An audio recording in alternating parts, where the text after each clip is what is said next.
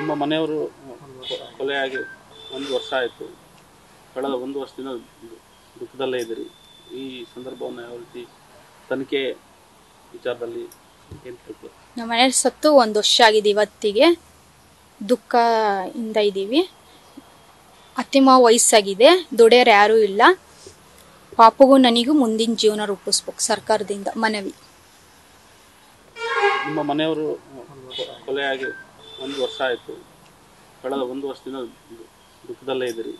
ಈ ಸಂದರ್ಭವನ್ನು ಯಾವ ರೀತಿ ತನಿಖೆ ವಿಚಾರದಲ್ಲಿ ಏನು ತಿಳ್ಕೊಳ್ಳಿ? ನಮ್ಮ ಮನೆಯಲ್ಲಿ ಸತ್ತು 1 ವರ್ಷ ಆಗಿದೆ. ಇವತ್ತಿಗೆ ದುಃಖದಿಂದ ಇದ್ದೀವಿ.